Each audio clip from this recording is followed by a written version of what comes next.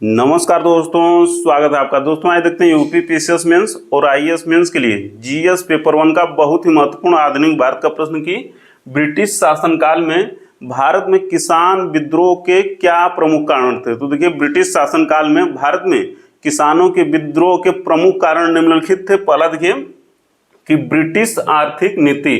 तो ब्रिटिश आर्थिक नीति का सर्वाधिक नकारात्मक प्रभाव किसानों पर पड़ा, क्योंकि देखिए लगान की दर अत्यधिक ऊंची थी तथा आपदा काल में भी लगान को कठोरता के साथ वसूला जाता था।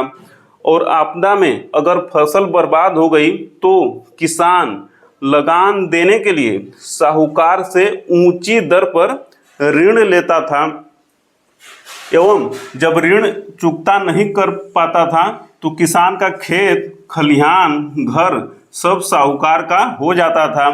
इस क्रूर व्यवस्था से किसानों का ब्रिटिश सरकार से मोहभंग हुआ और उन्हें विद्रोह एवं आंदोलन का रास्ता चुना।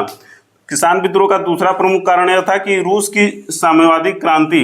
तो देखिए, रूस की साम्यवादी क्रांति के बाद भारतीय नेताओं का ध्यान किसानों की समस्याओं पर गया और उन्होंने अर्थात भारतीय नेताओं ने किसानों की समस्याओं के समाधान के लिए उन्हें अर्थात किसानों को आंदोलन के लिए प्रेरित किया।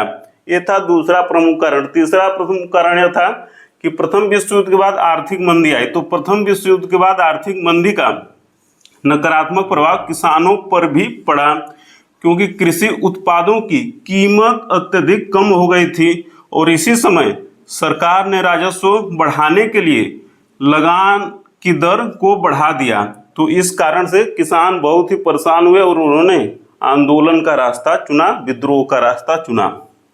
चौथा देखिए कि किसान संगठनों का उदय भी किसान आंदोलन एवं विद्रोह का एक प्रमुख कारण था, क्योंकि देखिए किसानों पर हो रहे अत्याचार के विरोध में किसान संगठनों ने उन्हें अर्थात किसानों को आंदोलन के लिए प्रेरित किया। तो भारत में किसान आंदोलनों के या विद्रोह के ये 4 प्रमुख कारण थे। मिलते हैं जल्दी अगले प्रश्न में, तब तक सादर नमस्कार।